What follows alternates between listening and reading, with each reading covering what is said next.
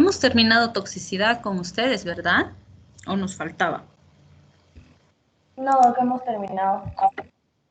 Ok, entonces tenemos que empezar autónomo, ¿no?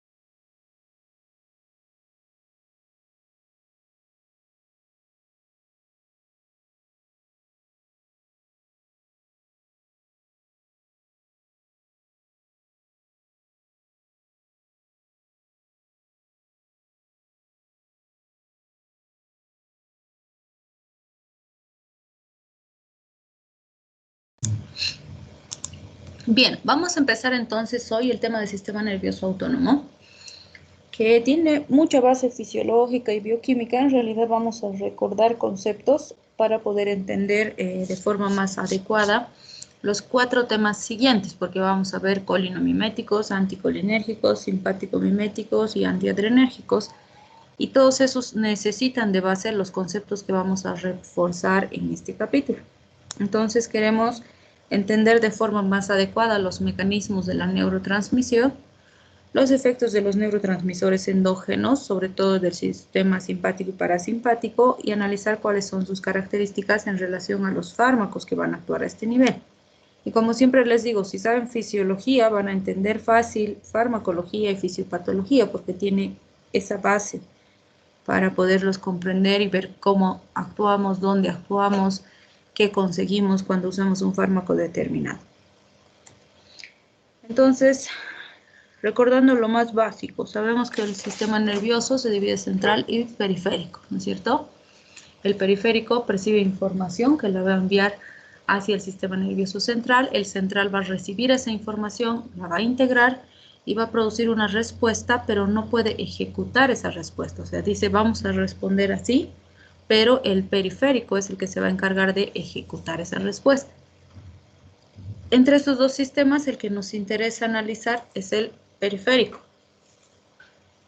Sabemos que el periférico se va a dividir en autónomo y somático. El autónomo, como sabemos, es independiente, no consciente y está relacionado a las funciones viscerales. No podemos decidir nosotros si el corazón está latiendo o si el estómago va a estar digiriendo. Eso se produce de forma automática sin el control consciente del individuo. Y el somático actúa de forma no autónoma, es decir, es consciente. Por eso siempre mencionamos aquí al sistema nervioso, el sistema, músculo-esquelético, porque podemos decidir si nos sentamos, si nos paramos, si saltamos, etc. ¿Sí? Bien. Y recordamos también las vías, ¿no es cierto? Sabemos que las vías aferentes son las que reciben la información que perciben del entorno y las eferentes envían información hacia la parte periférica y por lo tanto envían la respuesta específica. Dentro de lo que es el simpático y el parasimpático, o más bien dentro de lo que es el autónomo, tenemos la división entre el sistema nervioso simpático y parasimpático. En el caso del simpático, sabemos que este se activa en situaciones de estrés para ejecutar respuestas rápidas y movilizar, podríamos decir, ciertos elementos que prioricen los elementos que fueran necesarios para responder a esas situaciones de estrés. En cambio, el parasimpático se va a encargar de producir respuestas en situaciones de reposo, ¿sí? Entonces, sabemos que estos trabajan de forma opuesta, pero a pesar de ser opuestos, son complementarios, porque ambos constantemente van a estar interaccionando para alcanzar la mantención de la homeostasis que siempre mencionamos, ¿sí? Entonces vamos a ver que el sistema simpático y el sistema parasimpático trabajan en una integración y una coordinación constante para mantener al individuo sano. El sistema nervioso entérico es una división, en realidad siempre se ha considerado un sistema mixto porque tiene fibras simpáticas y parasimpáticas. Sin embargo, vamos a recordar que hay algunos elementos importantes a considerar cuando hablemos del sistema nervioso entérico. Este cuadrito lo único que hace es esquematizar gráficamente lo que acabamos de decir, ¿no? Del simpático y el parasimpático actuando como opuestos. Entonces, fíjense, por ejemplo, si vemos a nivel de corazón, cuando tengo el simpático activo, voy a tener una aceleración. En cambio, el parasimpático va a desacelerar. Lo mismo a nivel respiratorio, los bronquios, por ejemplo, van a estar relajados cuando tengo activación simpática, porque vamos a tener un aumento de la ventilación. El objetivo es tener al organismo listo para responder ante esas situaciones de estrés. En cambio, en el parasimpático tenemos broncoespasmo, ¿no es cierto? Y en condiciones normales, pues estos están trabajando coordinadamente. Si, por ejemplo, estaban cruzando la avenida y viene un auto y los atropella, o bueno, casi los atropella, se activa el simpático para responder a esa situación de estrés. Entonces va a producir un cambio de la distribución de la perfusión, se va a acelerar el corazón, va a aumentar la ventilación, etcétera, con el objetivo de que puedan responder de forma eficiente a esa situación. Si pasa el peligro y ahora se han sentado para tranquilizarse porque se asustaron, entonces se va a empezar a activar el parasimpático para desacelerar, para estabilizar y para que vuelvan a la homeostasis. Y eso pasa todo el tiempo con todo lo que hacemos, desde dormir, levantarnos, comer, estudiar, atender la clase, etcétera. Todos estos elementos van a estar constantemente siendo controlados por esto. Por eso siempre decimos que la homeostasis es un equilibrio dinámico, no es estático, porque el individuo es dinámico y a medida que se desenvuelve todos los días en sus quehaceres cotidianos, en cosas tan básicas como, qué sé yo, estudiar, trabajar, comer, etcétera, se están activando estos sistemas. Más aún si hay cambios más bruscos como realizar actividad física o estar frente a un peligro o situaciones de este tipo en las que vamos a necesitar producir una respuesta diferente y luego regresar a una condición inicial.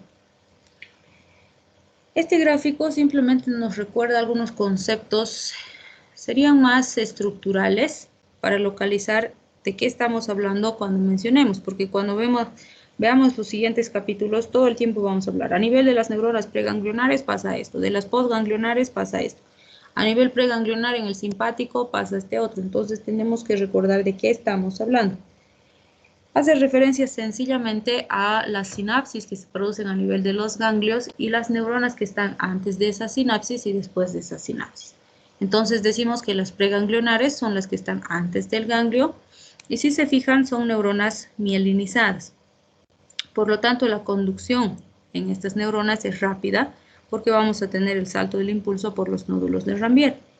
En cambio, las neuronas postsinápticas, como ven en el dibujito, son amielínicas, la mayoría. Y estas son las que van a interaccionar con el órgano diana, la célula diana, la glándula diana, que es el efector que finalmente va a producir el efecto que estamos mencionando. En condiciones normales, las hormonas, los neurotransmisores, todos nuestros señalizadores químicos trabajan con estos sistemas. Cuando nosotros usamos un fármaco, vamos a utilizar estos mismos elementos para conseguir estas respuestas.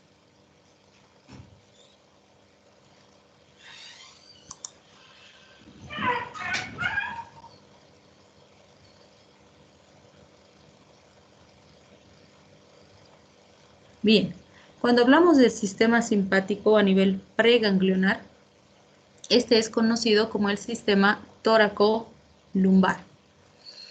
Y la razón por la que se conoce como sistema tóraco-lumbar es justamente porque a nivel de los nervios raquídeos torácicos y a nivel de los nervios raquídeos lumbares es donde originan las terminales nerviosas que participan en la respuesta simpática, ¿sí?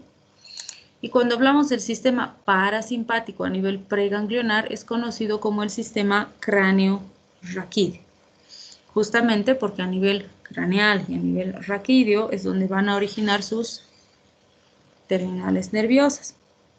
Entonces, fíjense, cuando hablamos de los nervios craneales tenemos el 3, 7, 9 y 10, que son los más importantes en el parasimpático, y de las raíces raquídeas sacras tenemos la tercera y la cuarta.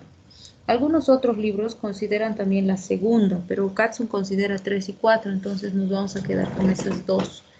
Y también tenemos varios ganglios. Tenemos el ganglio ciliar, el pterigopalatino, el submandibular, el óptico y el pélvico como parte de la respuesta parasimpática. Si recordamos el sistema nervioso entérico que mencionábamos hace un momento, dijimos que era mixto, ¿no es cierto? Justamente porque tiene fibras preganglionares del sistema parasimpático y postganglionares del simpático. Y lo que se esperaba era que cuando se hicieron algunos experimentos y se denervaron individuos, es decir, se seccionaron todas las terminales simpáticas y parasimpáticas, lo que se esperaba era que desapareciera completamente la respuesta motora y secretora, porque estos dos sistemas son los que controlan esa respuesta. Sin embargo, lo que se observó es que a pesar de la denervación existía cierto grado de actividad motora y secretora. Entonces, a partir de eso se plantea una nueva hipótesis en la que dice que el sistema nervioso entérico debería considerarse como una tercera división del autónomo. El problema es que no hay todavía el conocimiento de quién mantiene esa actividad secretora y motora en el sistema, cuando éstas han sido suprimidas completamente.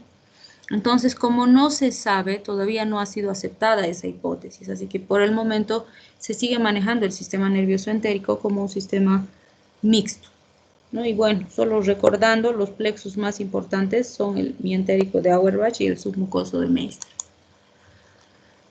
Bien, si hablamos de los neurotransmisores de estos sistemas, a nivel del simpático nos interesan sobre todo las catecolaminas, que por excelencia siempre que nos dicen catecolaminas decimos, ah, simpático.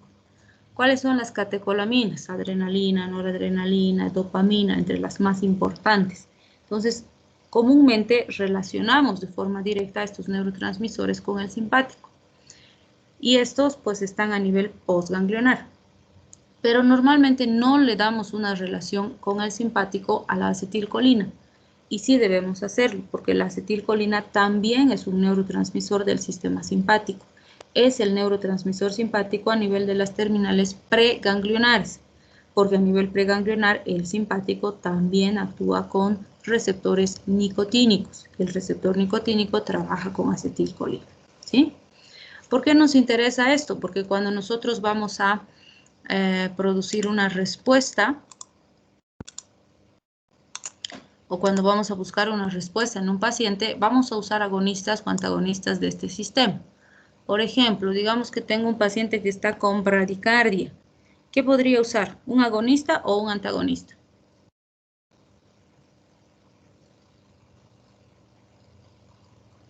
¿Se han dormido tan rápido? Acabamos de empezar.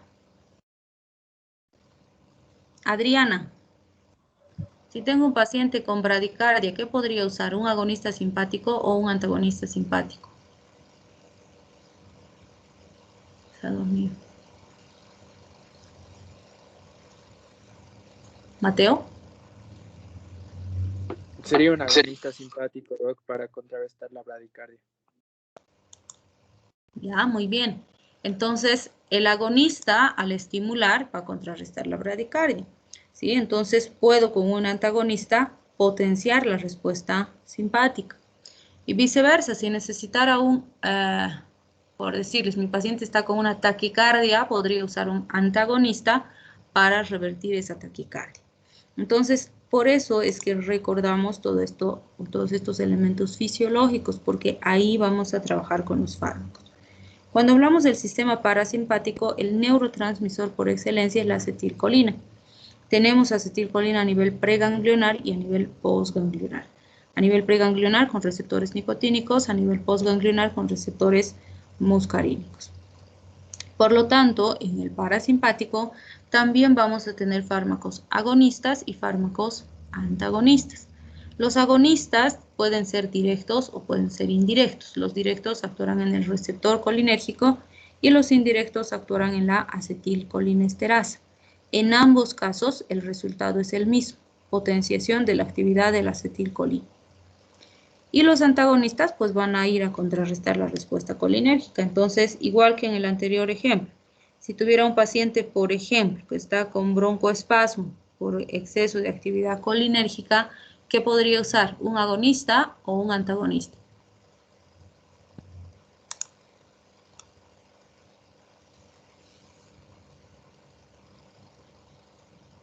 Lucía, ¿qué usamos? ¿Agonista o antagonista? ¿Antagonista, Doc? ¿Por qué?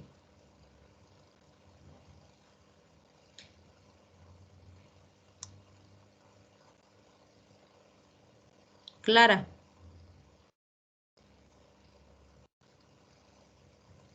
Clara Evelyn. Despertar. ¿Puedes repetir la pregunta, por favor? No escuché bien. Si tengo un paciente con broncoespasmo, ¿qué uso? ¿Un agonista o un antagonista? Lucía dice que un antagonista. ¿Estás de acuerdo?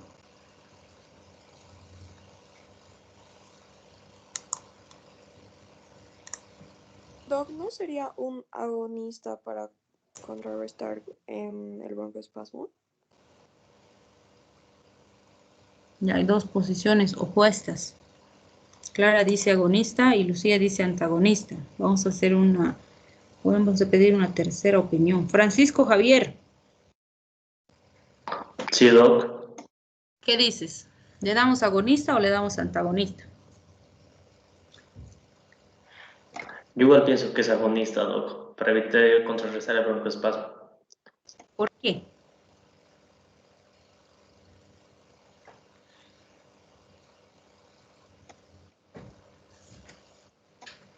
Porque, o sea, si hay broncoespasmo, o sea, no habría que... Tal vez me estoy equivocando, pienso que, no sé, es que me he mareado, pero pienso que sería para evitar el broncoespasmo y acelerar broncoconstricción, broncoespasmo, broncodilatación. Ay, Doc, no, me acabo de confundir totalmente, pero no sé. Te has hecho bolas. Sí, Doc, se me han cruzado totalmente los cables. Ya, la respuesta correcta es la de Lucía. Tengo que usar un antagonista, o sea, ¿qué tienen que pensar? Por eso les digo que lo más importante es que no se olviden la fisiología. Si tengo un paciente con broncoespasmo y estamos hablando del parasimpático, ¿qué hace el parasimpático en los pulmones? Produce broncoconstricción, ¿no es cierto? Broncoconstricción, broncoespasmo es lo mismo. Entonces, el parasimpático, o sea, la acetilcolina va a producir broncoconstricción. Si le doy un agonista, voy a producir más broncoconstricción. Entonces, ¿qué quiero? ¿Que termine de morir rápidamente mi paciente? No, ¿no es cierto? Entonces, si el agonista endógeno produce broncoconstricción, voy a usar un antagonista para revertir ese broncoespasmo. En este caso, al paciente le serviría un anticolinérgico, ¿sí? O un antagonista colinérgico. Entonces, recuerden que por eso siempre les digo, es súper importante la fisiología y este capítulo en realidad cumple esa función. Recordar un poco los puntos fisiológicos porque ahí vamos a actuar cuando hablemos de los grupos farmacológicos, ¿sí? Muy bien. Y otro punto importante que deben recordar son los receptores. Entonces, a veces les digo colinérgico y sí, el receptor de acetilcolina. Y les digo, es un fármaco colinomimético y se pierden. O les dice el libro, es un parasimpático mimético y se pierden. Y es lo mismo. Entonces, no se olviden que el receptor colinérgico es el receptor de acetilcolina. Entonces, les puede decir el libro receptor de acetilcolina, les puede decir receptor colinérgico, y en los fármacos igual, les puede decir colinomimético, les puede decir parasimpático mimético, agonista colinérgico, es lo mismo, solo que estoy usando un término diferente, que significa lo mismo. Entonces, no se tienen que perder con los términos y los tienen que manejar todos, ¿sí? Porque hay libros que usan unos, libros que usan otros, y tienen que saber de qué les están hablando, ¿sí? Los adrenérgicos hacen referencia a los receptores de adrenalina, pero en general usamos adrenérgicos cuando nos referimos a los receptores simpáticos, ¿sí? No solo trabajan con adrenalina, también trabajan con noradrenalina, con dopamina, etc. Cuando hablamos de cotransmisores tenemos un montón, y fíjense, algunos libros, el Katzmann en algunos casos también menciona la dopamina como cotransmisor. ¿Por qué les dicen cotransmisores? Porque su distribución en el organismo es menor que la de estos otros dos. Pero no es que sean menos relevantes, solamente que están menos distribuidos y sus receptores también están distribuidos en localizaciones más específicas. No tienen una distribución tan amplia como estos otros. Por ejemplo, tenemos aquí al óxido nítrico, al peptoinhibidor vasoactivo, al ácido gamma-aminobutírico, la dopamina, la serotonina y un montón más. Entonces, siempre les digo, la relevancia del receptor depende de la patología que estemos manejando. Por ejemplo, si tuviera un paciente parkinsoniano, o sea, un paciente con Parkinson que estoy manejando, el receptor que más me interesa y el neurotransmisor que más me interesa es la dopamina y sus receptores dopaminérgicos. Entonces, también depende de la patología en particular, ¿sí? Este gráfico esquematiza lo que acabamos de decir. Dijimos simpático, preganglionar, trabaja con acetilcolina. Postganglionar con catecolaminas. El parasimpático, fíjense, pre y postganglionar, todo es acetilcolina. A nivel preganglionar, fíjense, tenemos receptores nicotínicos, tanto en el simpático como el parasimpático, y a nivel postganglionar del parasimpático, muscarínicos. El otro punto anatómico para recordar, el simpático a nivel preganglionar tiene fibras cortas y a nivel postganglionar largas, y el parasimpático es al revés. A nivel preganglionar son largas y a nivel postganglionar son cortas. Entonces, fíjense, puro conocimiento básico. Todo esto en teoría ya saben. Vamos a recordar también el metabolismo de la acetilcolina. Sabemos que en la mitocondria se producen varios procesos metabólicos que han revisado minuciosamente en bioquímica, y uno de los productos de esta mitocondria es la acetilcoenzima A. La acetilcoenzima A es uno de los insumos precursores más importantes para la síntesis de acetilcolina. Necesito tener acetil-CoA para sintetizar acetilcolina. ¿Qué es lo que vamos a hacer? Vamos a asociar un fragmento de acetilcolina con una colina, un fragmento de acetilcoenzima A con un fragmento de colina, gracias a la acetiltransferasa de colina. Y eso nos va a permitir la formación de acetilcolina y la liberación de coenzima A como producto intermedio que va a volver a entrar a la mitocondria para nueva síntesis. Una vez que tenemos la acetilcolina, la vamos a empezar a encapsular en vesículas. Aquí, por fines didácticos, en cada vesiculita estamos poniendo una acetilcolina, pero sabemos que en condiciones normales pues son cientos de moléculas en cada vesícula. Tenemos transportadores propios de las vesículas que se encargan de encapsular a este neurotransmisor. Las vesiculitas cargadas de neurotransmisor van a permanecer aquí en la terminal presináptica quietas, sin hacer nada, almacenadas y listas para ser utilizadas. Cuando se activa una respuesta a nivel central que determina que necesitamos una respuesta parasimpática, entonces se va a producir una despolarización de la neurona. Eso va a permitir la apertura de los canales de calcio, va a ingresar el calcio, y la elevación del calcio intracelular es el estímulo que va a permitir que estas vesículas se fusionen con la membrana de la neurona presináptica. Tenemos proteínas de membrana propias de las vesículas que van a facilitar esa fusión y se va a liberar la acetilcolina. Entonces, esta acetilcolina que está en la sinapsis va a venir a actuar en receptores específicos de la célula postsináptica. Los va a estimular y esa célula postsináptica es la que va a ejecutar la respuesta, que puede ser una respuesta en corazón, en pulmones, en sistema musculoesquelético, sistema genitourinario, dependiendo de lo que necesita el organismo, ¿sí? Pero una vez que este neurotransmisor ha estimulado el receptor, no puede permanecer estimulando el receptor. Entonces, después de unos milisegundos de estimulación, este neurotransmisor debe ser destruido. ¿Quién se encarga de esta destrucción? En el caso de la acetilcolina es la acetilcolinesterasa, que va a venir y va a destruir a esta acetilcolina. La va a romper en dos fragmentos, un fragmento de colina y uno de acetato. La colina va a ser recaptada a la neurona presináptica y el acetato se va a eliminar. Entonces, esta colina va a volver a participar en la síntesis de neurotransmisor. Y esto está permitiendo la terminación o la finalización del efecto. ¿Por qué nos interesa conocer esto? Porque existen varias sustancias que van a actuar en este sistema. Y dependiendo de lo que hacen, pueden producir mayor activación del parasimpático o inhibición del parasimpático. Y es ahí donde vamos a participar con los fármacos o con los elementos de corrección para estabilizar al paciente, ¿sí? Por ejemplo, fíjense estos, los carbamatos y los organofosforados no son fármacos, son sustancias tóxicas que se usan como insecticidas, plaguicidas, pero pues tenemos población importante, sobre todo nuestra población de agricultores, que están en contacto con estas sustancias, porque las usan para fumigar sus sembradíos y demás. Pero además son la principal causa de, bueno, no la principal, pero una causa sumamente importante de intoxicación por intentos suicidas en nuestro medio. Entonces es frecuente que todavía nos lleguen pacientes intoxicados con carbamatos, organofosforados, a los hospitales, porque agarraron, querían quitarse la vida y se tomaron el organofosforado que tenían guardado en la casa, o el carbamato, ¿no? Porque el carbamato en nuestro medio viene empaquetado como raticida, que es pésimo como raticida, pero pues como quieren suicidarse, se toman raticida, entre comillas, y vienen intoxicados. Entonces, fíjense estos, por ejemplo, ¿qué van a hacer? Lo que van a hacer es comprometer a la enzima. Van a venir y van a unirse a la acetilcolinesterasa y la van a bloquear. Al bloquear a la acetilcolinesterasa, ¿qué voy a conseguir? Evitar que ésta venga a destruir a la acetilcolina. Entonces, este proceso no se va a producir.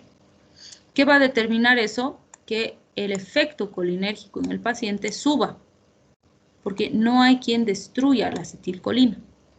Entonces, el paciente va a presentar un síndrome colinérgico, una intoxicación endógena por su propia acetilcolina, porque no hay quien destruya esa acetilcolina, ¿sí? Y fíjense, una de las terapias más usadas es la atropina. ¿Qué va a hacer la atropina? Va a venir y va a bloquear el receptor de acetilcolina, disminuyendo los síntomas del paciente. En realidad no es un antídoto real porque no está actuando en el tóxico, ¿sí? Pero sería un antídoto, entre comillas, antagónico, porque está bloqueando el receptor que nos está produciendo la intoxicación endógena del paciente, ¿sí? Entonces, para eso es que recordamos estas vías metabólicas y vamos a desarrollar todo esto cuando veamos el tema de anticolinérgicos, ¿sí? Bien, cuando recordamos los receptores nicotínicos, en el caso de los nicotínicos, sabemos que estos están muy relacionados con la conducción neurológica, entonces regulan muchos procesos que se comandan a nivel central, como la memoria y atención, la vigilia y sueño, movimientos voluntarios, dolor, ansiedad. Entonces, en general, los nicotínicos están más ligados a funciones neurológicas, funciones centrales. Entonces, tenemos los que están distribuidos a nivel de las uniones neuromusculares, los que están distribuidos a nivel ganglionar y los que están distribuidos a nivel central. ¿Qué debemos recordar? Los nicotínicos son súper importantes porque están distribuidos en los dos sistemas. Nicotínicos son simpáticos y parasimpáticos. Entonces, esto a veces genera confusión porque puede ser que un paciente, por ejemplo, con un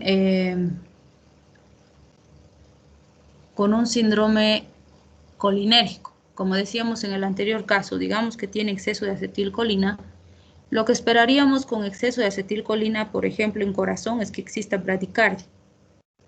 Pero podría llegar el paciente con taquicardia, ¿sí? O sea, tiene todos los otros elementos de una intoxicación colinérgica, pero tiene taquicardia. Y a veces confunden, dicen, pero acetilcolina no podría tener taquicardia. Puede darse en ciertas etapas o en ciertas fases, y sobre todo en ciertas edades, justamente porque al principio puede haber un predominio de la actividad nicotínica a nivel central, y esa actividad nicotínica producir una descarga simpática, que al principio va a manifestar síntomas diferentes y después cuando se vaya instaurando el efecto parasimpático va a empezar a cambiar y va a empezar a bajar la presión arterial y la frecuencia cardíaca. Entonces es importante siempre tener presente que el nicotínico está en los dos sistemas, ¿sí? Las denominaciones que vamos a ver en los siguientes capítulos son NN y NM. NN hace referencia a las neuronas postganglionares o a la distribución, si quieren, de estos receptores a nivel neuronal específicamente, ¿sí? Y las NM hacen relación a la presencia de estos receptores en las placas terminales neuromusculares. Ambos trabajan por apertura de canales iónicos, sodio, potasio y por lo tanto despolarización. Lo importante de esto es que recuerden que las respuestas mediadas por canales iónicos son respuestas rápidas. Entonces, en general se producen en milisegundos y producen respuestas intensas en el organismo. Cuando hablamos de los muscarínicos, vamos a recordar lo que ya sabemos de las proteínas G y sus segundos mensajeros. Entonces, recuerden que hemos hablado de 5 subtipos diferentes de proteínas G, ¿no es cierto? GQ, GI, GS, GOLF, GT. Bueno, en realidad 6. Hemos dicho que existen las G0, pero no las analizamos porque no se sabe con qué ligandos se trabaja. En este caso, los que nos interesan reforzar son las 3 primeras, que les dije que son las que tienen mayor distribución en el simpático y el parasimpático. Entonces tenemos la GQ, la GS y la GI que van a estar ampliamente distribuidas y debemos recordar sus segundos mensajeros. Entonces, cuando hablamos de los receptores muscarínicos, recordamos que son 1, 2, 3, 4 y 5 y tienen amplia distribución y estos son los que comandan la respuesta del parasimpático. Entonces, en los dos temas siguientes vamos a revisar minuciosamente sus sitios de distribución, sus efectos y las situaciones en las que pueden ser utilizadas en los pacientes. En este capítulo nos interesa principalmente recordar la relación que tienen estas con sus proteínas G y sus segundos mensajeros y sus sustancias señalizadoras. Entonces, es más fácil recordar si los asociamos, ¿sí? Yo les digo siempre, los impares 1, 3, 5 trabajan con proteína GQ. ¿Qué quiere decir eso? Si estimulo la GQ, voy a tener aumento de fosfolipasa C y por lo tanto un incremento de IP3, diacilglicerol y calcio intracelular, que es lo que va a producir la respuesta. En cambio, los pares trabajan con GI. Y recordamos, GI es inhibidora. La enzima es la adenilciclasa.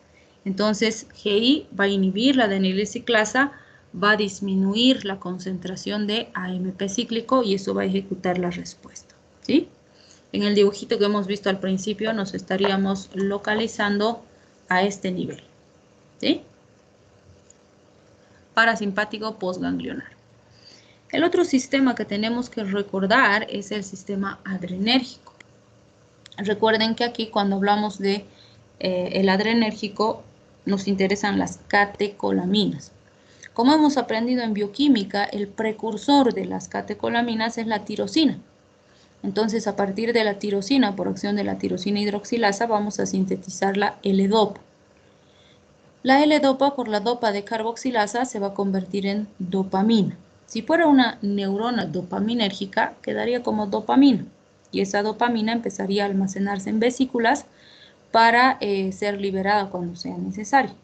Pero como es una neurona noradrenérgica, entonces la dopamina beta hidroxilasa va a convertirla en noradrenalina. Y esa noradrenalina es la que se va a almacenar en las vesículas. Entonces aquí pasa algo muy similar a lo que hemos visto en el sistema parasimpático. Entonces, cuando se necesita una respuesta simpática, central va a mandar una información para que se active, se va a despolarizar la membrana, se van a abrir los canales de calcio, va a ingresar el calcio, sube el calcio intracelular y las vesículas empiezan a fusionarse con la membrana.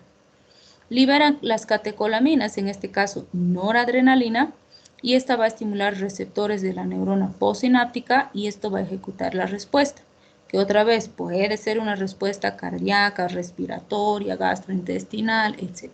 ¿Sí? Igual que en el caso anterior, este neurotransmisor liberado se tiene que destruir, ¿sí? No puede permanecer estimulando el receptor. Entonces, ¿quién va a destruir? Las dos enzimas más importantes de las catecolaminas, la COMT y la MAO, ¿no es cierto? La catecol-oximetiltransferasa y la monoaminooxidasa. Entonces, destruyen. Algunos fragmentos se van a eliminar, otros fragmentos se van a recaptar para nueva síntesis y el ciclo va a concluir. ¿Por qué nos interesa otra vez estudiar esto?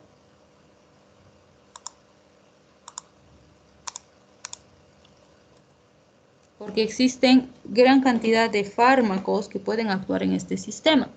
Y en base a lo que hagan, pues podemos o aumentar o inhibir la respuesta dependiendo de qué necesitamos en el paciente. Por ejemplo, fíjense aquí algo interesante que podemos analizar es esto. La cocaína y los antidepresivos tricíclicos actúan de la misma forma. Inhiben la recaptación del neurotransmisor, ¿no? Entonces, normalmente, pues no le vamos a dar cocaína a un paciente. Es una droga de abuso, ¿sí? ¿Y quién consume cocaína? Un paciente que no está enfermo. O han debido escuchar, por ejemplo, está de, bueno, vamos a decir de moda. Es frecuente el uso de cocaína en los jóvenes cuando están con mucho, por ejemplo, con muchos efectos del alcohol y una borrachera, así que no pueden reaccionar, snifan cocaína y despiertan. ¿Sí? Entre comillas, según ellos se ponen bien, como si estuvieran sanos. Es por este efecto psicoestimulante. ¿no? Porque al evitar la recaptación de las catecolaminas, el individuo va a aumentar su estado de alerta y demás, ¿no? O, por ejemplo, si un paciente esnifa cocaína y estaba normal, sano, entre comillas, sin ninguna patología, va a tener un efecto psicoestimulante intenso por esta inhibición de la recaptación del neurotransmisor. Entonces, un paciente sano que consume esta droga de abuso va a salir de la homeostasis porque va a producir una estimulación excesiva en relación a lo que necesita, ¿sí? En cambio, si yo uso un antidepresivo tricíclico en un paciente que está deprimido, por ejemplo, este paciente está con niveles de respuesta en este sistema inferiores a lo normal, porque está deprimido por X o Z motivo, está triste, no quiere comer, no quiere, qué sé yo, trabajar, no quiere hacer nada, está deprimido. Entonces, cuando le damos el antidepresivo, lo que hacemos es evitar esta recaptación, de modo que este neurotransmisor estimule más tiempo los receptores y eso busca subir el estado de ánimo del paciente, subir su estimulación, de modo que responda de forma más adecuada. Entonces, lo que estamos haciendo es un paciente que está fuera de la homeostasis, con el fármaco lo estamos acercando a la homeostasis para que esté mejor, ¿sí? Entonces, fíjense, esto es bien importante siempre con las sustancias químicas y los fármacos, porque la misma, bueno, no la misma sustancia, pero sustancias que actúan exactamente igual en el mismo sitio, pueden producir beneficio o perjuicio para el paciente dependiendo de la condición inicial.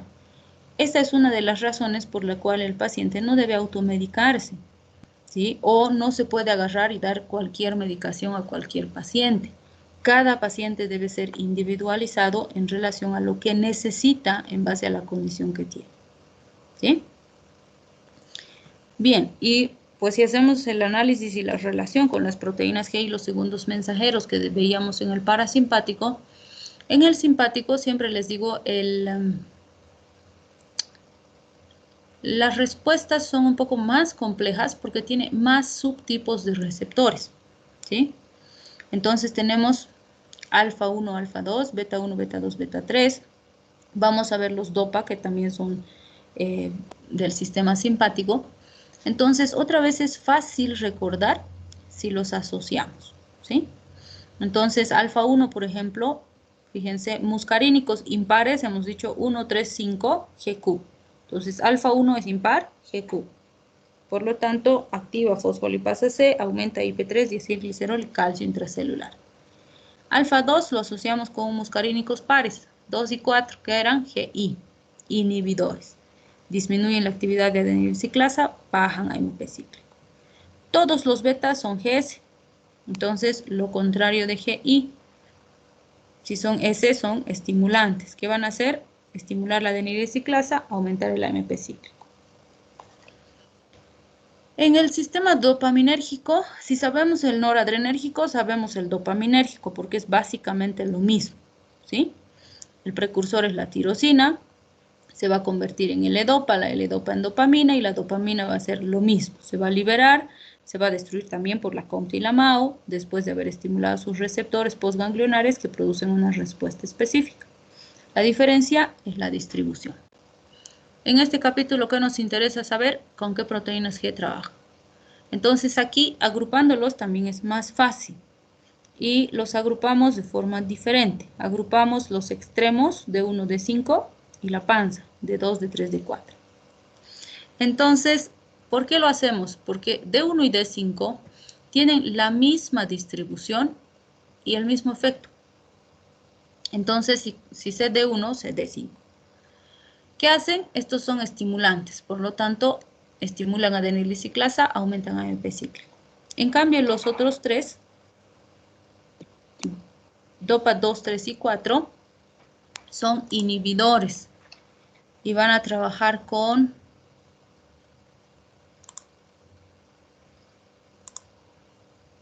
proteína GI.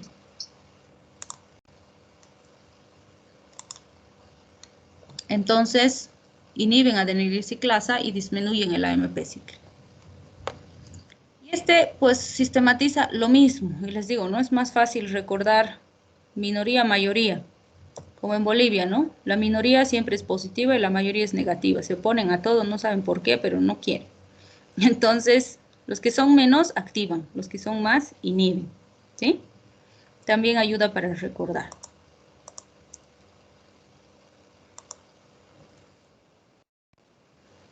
Bien, y la razón para revisar todo esto, pues, es hacer el análisis de la parte funcional. Nos interesa recordar qué hace el simpático y qué hace el parasimpático en los distintos órganos y sistemas, ¿sí? Bien, pregunta, ¿algún grupo quiere presentar algún avance en su trabajo?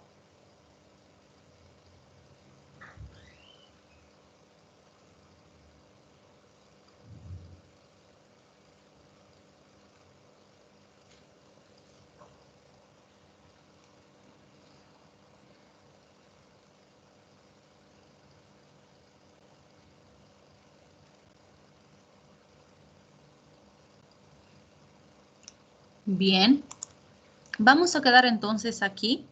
El lunes que tenemos clase vamos a continuar con esta partecita que nos faltaría y vamos a empezar con linomiméticos, ¿sí?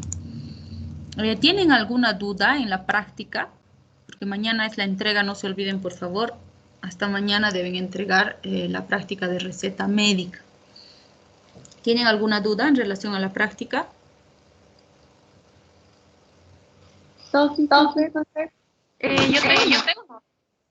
Es de cómo sacamos para el paciente de 18 años de gastroenteritis. Tenemos que sacar como para un antibiótico y otro o cómo. Eso estoy medio perdida. Para ambos pacientes tienen que usar un antibiótico y un antipirético, ¿no es cierto? Porque ambos tienen problemas infecciosos. Entonces tienen que darle un antibiótico y tienen que darle un antipirético. Y con eso tienen que hacer su receta. Sí, cada paciente va a tener 2 fármacos.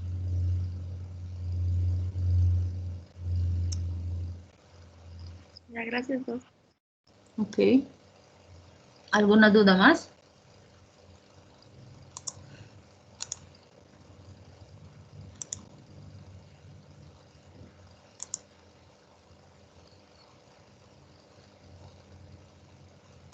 Bien, entonces les voy a llamar listita. Y vamos a quedar ahí. Tengan buen fin de semana y nos vemos el lunes, ¿ya?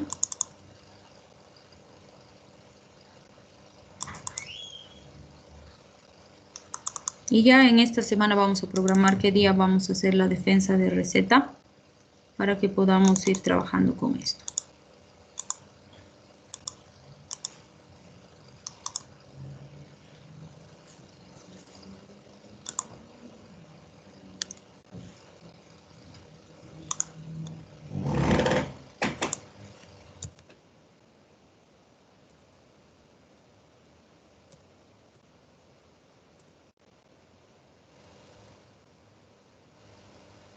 André.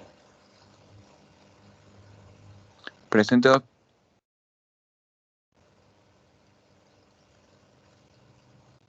María. Presente, Doc. Valentina. Presente, Doc. María.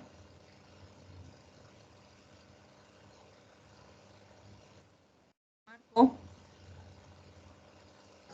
Presente, doctora Marco. Natalia. Presente, Doc. Mila.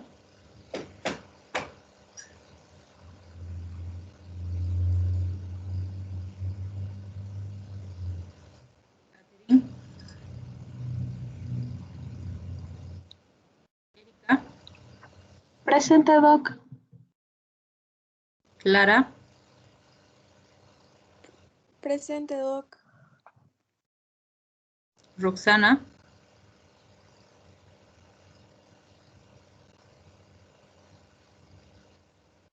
Wilson. Presente, doctora. Lucía. Presente, Doc. Gabriela. Presente, Doc. Cristian. Presente, doc. Adriana. Presente. Ronald, Presente, doctora. Carla, Presente, doc. Ryan, Presente, doc, por favor. Debra, Presente, doctora.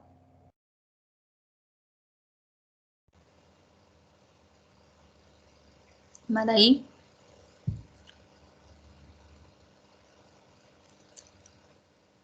Cristian, Paul, Presente, doctora. Ela, Presente, Doc. Cielo, Presente. Alexandra, Presente, doc. Adriana,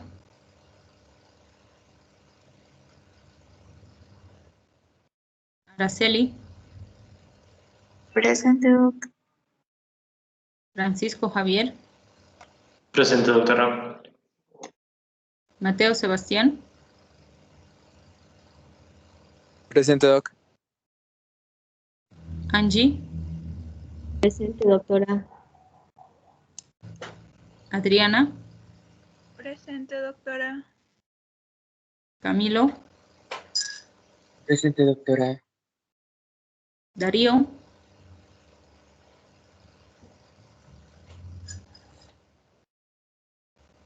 Chaska, Presente, doctora. Tenia,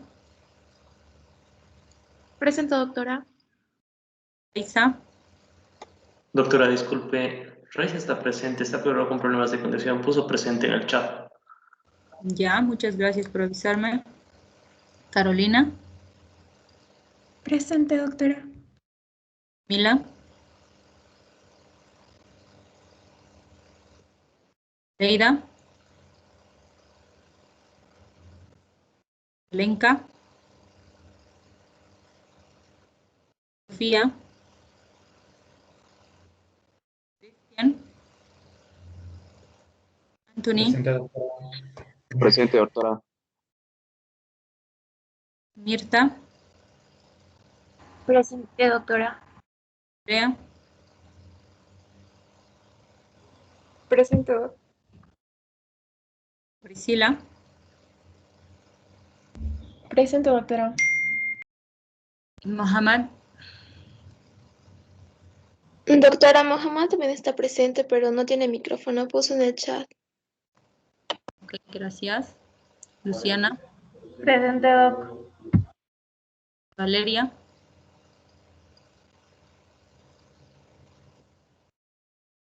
Kelly, Presente, doctora. Stephanie, Presente, doc. Liam,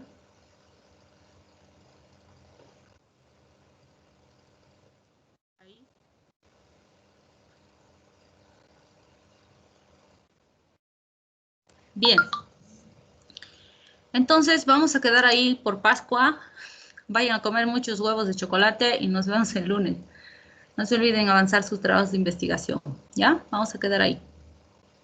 Gracias, doctora. Hasta luego. Hasta luego, doctor. Muchas gracias, doctora. Hasta luego. Hasta luego, doc. Gracias. Doctora, no me puso asistencia. ¿Quién eres? Quiroz Sánchez. Dije Iván. presente, no sé si me... Que no tengo muy estable ahorita la conexión, tal vez por eso. Ya, ok, ya está. Ya, gracias, doctora. Hasta luego. De nada, chau, chao.